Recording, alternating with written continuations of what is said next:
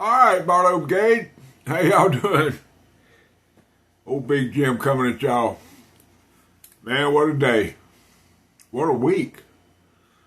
Man, it started off Monday, man. Everything was pretty mellow. And then Monday night, the eagle flew. My check came in. And ever since then, man, it's been a whirlwind. Still a whirlwind. Tuesday I had to go finish up my tax stuff. Of course, when I get there, it's a new month, so they had to have another $130, which, you got to pay it, or if you don't, somebody be knocking on your door saying they own your property. So I went ahead and paid that, and then I went to Walmart, got a few groceries. Then I went, I don't know where, I went and looked for a tire. Couldn't find a tire anywhere in town. Nobody had one. I think there was 2 or 3 other places, but I already told y'all yesterday, I believe, that when I got home, I was out. But anyway, slept till almost 11 o'clock at night.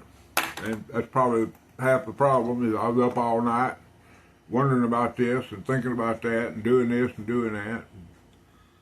But, and then Wednesday, I went and got a tire. I just loaded up in old Fred. We limped on down the side of the highway. We got on up at Hattiesburg, went to the place where I normally get a used tire, and I ain't paying $250 for a brand new tire. $500 for 2 tires, I ain't doing it. Sorry. Just, like I say, of course, the used tires done went up a little bit. Last one I bought was $45 from the same individual, and it's a family that runs they got an old gas station there in old downtown Hattiesburg, and they sell used tires. They probably got a connection out at the salvage yard, and they take these pull-offs, and I bought a fine tire. But he wanted $80 for it, and I told him, man, I ain't paying $80. I said, I'll give you $60. And me and him, we hauled, and he kicked the rock 2 or 3 times, and I said, man, since it's only worth $60 to me, I said, I'll buy it here. I'll go right down the street and get it somewhere else. And he thought about it for a minute, and he turned around and he goes, $65. So I said, all right. And I went to the handy bank there down the street a bit, got me $65. I came back, he put me a fine tire on there. It's a good, going up there, I could barely go over 58. And on the way home, I got over there in the Hammer Lane, set it on about 70. Cooked it, me and old Fred, we cooked it on home. It wasn't no big deal. But, and then today, I get up, got a whole video planned out, ready to go, get everything done, and I don't even know where half the day been shipping. Had a pretty good weekend on eBay, so I got not weekend, but a week. I shipped every other day, and today was the other day, so I had 5 or 6 packages that went out on eBay. Y'all go check out my eBay store. It's in the description. There ain't nothing on there, even the pocket knives are cheap. Everything's cheap. I mean, the name of the store is Jim's Good Stuff. That's because I don't sell no BS. There ain't no whatever. But it's good, it's good stuff. That's why I call it Jim's Good Stuff. But anyway, so when I just went to down to the knife shop. Today is they have their auction down there, so I had to get down there and I got to make my appearance. Not that that means anything to anybody or anything, but I just enjoy being around them folks down there. Brother Seth, just unbelievable preacher. Brother Billy Ray, his wife came in with the grandkids, and just a wonderful family, man. Deep South Cutlery, guys. Y'all just don't understand. Anyway, I'm getting into Deep South Cutlery, and I made me an outline before I sit down here. But let's do this first. everybody needs a little Jesus, okay? Especially if it's got an HT stony red gown, wrap, whatever you call it, tunic. Look at there. Old Big Jim pulled that word right out of the pile, didn't he? Tunic. Look at that red tunic right there. HT, I love you, man. Anyway, got a little Jesus in my life. Of course, all day, Mississippi Dude has been texting me, telling me this. You got to do this, and you got to do that, and you need that. I wish I could find out where he's got the cell phone hidden so I could take it away from him. I don't know what I'm going to do with him. Max, who knows? Milo, who knows? They out there in the jungle doing the Max and Milo stuff. But anyway, I got 3 things on my card here that I'm going to discuss with y'all, and all this is just right off the cuff. Don't know, I'm just going to go down the list. The first thing on my list says Mario. Okay, Mario. That's MIPD 19. I don't forgot 80. I don't forgot Mario. Beat me. Please. Chastise me in the chat. 1980. I think it's 1980. I don't know. Might be 89. I just don't know. But it's like a good pocket knife. It's got the right number on it. Anyway, I know his name. Mario Ivan Pinta Dominguez. Okay? I got that part of it down. But anyway, there's the story I have about Mario, there's 2 sides to it. Number one, he was invited to be on a live broadcast last night, a pretty epic knife tuber, Thrifty Knifty, had a live and invited Mario to be on there, and Mario was stand up, guys. He showed up big time. When I first got in there, I was commenting and saying this and welcoming, saying hello to everybody, and like I normally do, I sit back and sip my coffee, smoke me a cigarette, and listen and watch what was going on. And Mario, in the terms of my boy Stubbs down at Deep South Cutlery, he got in there where he fit in there. Okay? I'm proud of you, Mario. I really am. You showed up. You represented the knife community. You represented the knife brotherhood. Now, when I say that, sometimes people get confused. We have a community that is all knife people. It doesn't matter if you're from France. It doesn't matter if you're from Texas. It doesn't matter if you're from Mississippi or if you're from Canada. It just doesn't matter. We're a community, okay? Now, the Knife Brotherhood, to me, is a little different. The Knife Brotherhood, what I'm talking about, showed up also. And that's the other part of this live that I want to talk about. All my boys were in there, okay? All of them. And I ain't calling them my boys, but all of the boys were in there. Man, I'm not going to sit here and call names, but everybody from him to Hall was in there. They were in the chat. They were showing up. And I'm going to say this now, but this is a full Monty. Even Bubba was there, okay? Wednesday night. Everybody knows about Bubba. Wednesday night. That boy, what time this come on? He's like me. Normally he's asleep. I've set a reminder on my phone to make sure I didn't miss it. But anyway, and I feel sure he did too, And Bubba knows I love him. He knows. That's my dog. Okay, he knows. I ain't got, you got a little something in the mail, Bubba.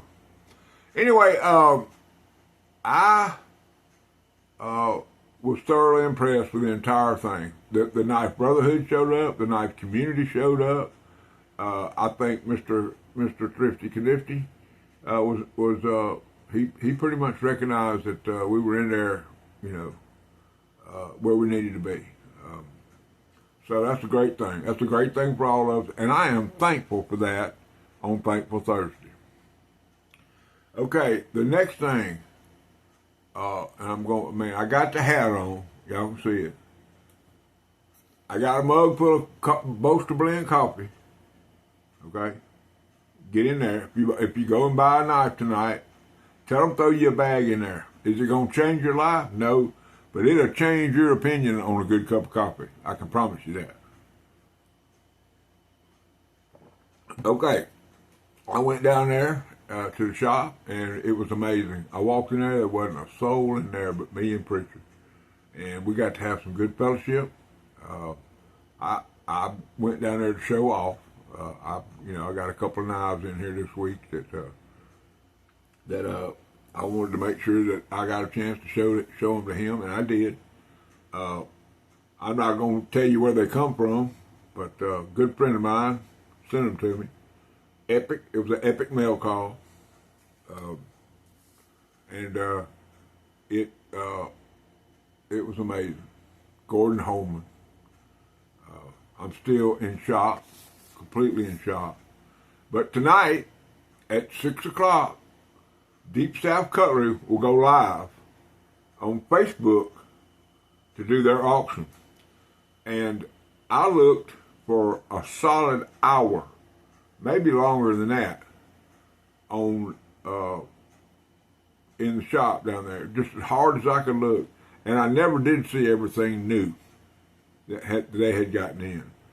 If you're a case collector, you are doing an injustice by not going and watching these auctions.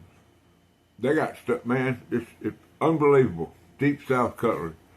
He's not a master case dealer, but he should be. Okay, because he brings the heat. Preacher Billy Ray Bond and his son Seth, their entire family, his wife, Miss Angela, Seth's family, the whole family, they're all there. And all, you're going to see, Preacher's going to be there, Seth's going to be there, Stubbs will be there, Mr. Bobby will be there, Chico will probably be there. They all get in there because they are a family. Okay, ever how loose of a member you are of that family. That's why I don't consider myself to be a part of the family. I always tell people that I am an associate, and when my name comes up about Deep South, do I have any favoritism? No. Well, maybe they'll let me run a line of credit. They know that I'm good for it. They know I'm not going anywhere. They know that if I see something I want and I don't have all the green dollars to get it right then, I can either pay what I got and move on from there and pay the rest when I get it, or they'll float me until. Now, don't go down there and ask them to do that for you, because if they don't know you, they're not going to do it. Okay, I've known these folks for all my life, or all their life. So, but anyway, they ain't a finer bunch of people in this part of the world and in my world than the Bond family that runs Bond Heating and Air and Deep South Cutlery. They all. I mean, Billy Ray, he married well. He married a good woman. Seth. I've known Seth's wife's grandfather on both sides, most of my life till they passed. I mean, it's just, I don't know how to explain the community that we live in down here in South Mississippi. It's different from everywhere else. But anyway, that's enough of that. So I guess this is a knife channel. We might ought to talk about a pocket knife, huh? Well, I got one. And the reason I have this knife pulled out is because Monday morning I got up and, I get inspiration in all kinds of places. And but I've been watching this brother for a while, okay? And it's this guy right here, Andrew Baxter at Baxter's Blades. The reason I like Andrew is because he's a Barlow guy, okay? He likes his Barlows. He likes his trappers. He loves his case knives and his buck. So what's not to like about Baxter's Blades? If you're not subscribed and watching Baxter's Blades, you need to have a serious check. Okay, you need to go and look at it. But the other morning, he got on there and he had done a trade with a gentleman y'all might have heard of. His name is Kirby Creek Mo. Now, if any of y'all know anything about Kirby Creek Mo, you know that he is the originator of the dudes. And there's a dude network is immense, okay? Everywhere, I've seen them as far, I don't know how far north in Canada they go, but they go a long way. Go from the tip of Florida to California to back to Washington, where he's from, okay? But Baxter and Andrew Baxter, Brother Andrew and Brother Mo, they did a trade on a couple of pocket knives, fixed blade. You know, that ain't none of our business. So, but they did a trade, and one of the knives that Andrew shared was called a saddle horn. Now, this is not a new pattern for me. It's probably not a new pattern for y'all, but it's a unique pattern. And the one I have is a little different from the one that he showed. The one he showed is a little bigger. Okay, but before I show this one, now I got this one during the Epic Mail Call. It was in this box right here that I got from Gordon Holman. Okay, there was the 2 or 3 things that we traded in collaboration we did, and then there was a few extra knives, and this knife was one of them. And I just want y'all to look how. Now, it wasn't in this condition when I got it. Of course, G-Man, Brother Gordon, is like me. You know, he's got a lot of pocket knives. A lot of them sit there. They'll sit there for a minute. And I feel sure this one sat there for a minute. And it was probably not in as a dapper condition as I have it in right now, because I put the full money on this one. But I want y'all to look how beautiful.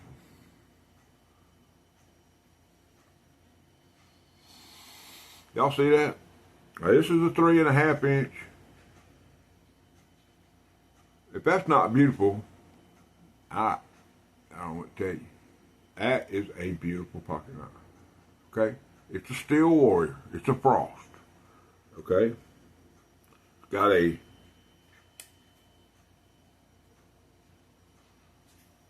clip point blade with your Steel Warrior stamp. And you'll also notice that this has the hints of like a copperhead or a copper lock. Okay? See that, how that front bolster is shaped? Okay? Now, plain as day, right there on the blade, it says, if I can get it to focus, well, maybe it ain't that blade. But anyway, it's made in China. Okay, this is one of the good Frosts.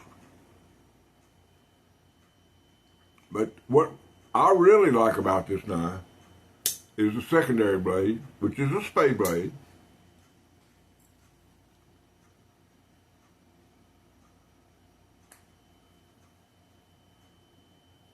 I want y'all to look at this.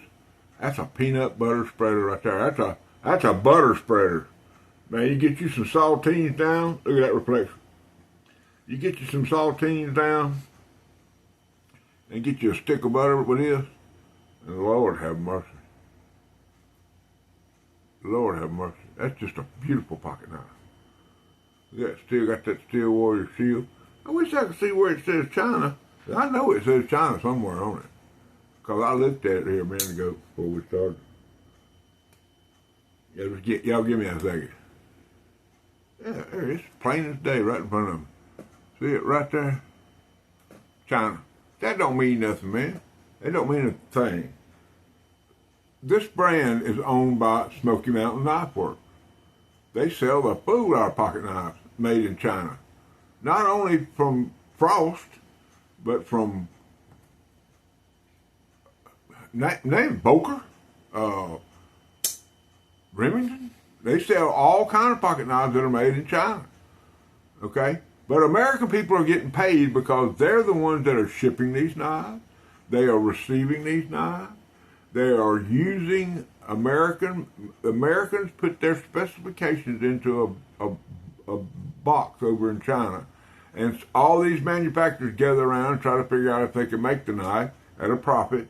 And then they ship them to the U.S. and then they're sold by Americans and the money stays in America. Okay?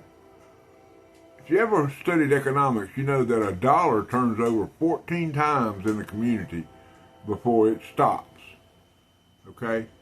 So the only way for that to happen is for product to be brought in that generates the sale and the movement of said dollar through 14 different hands. Economics 101. Okay?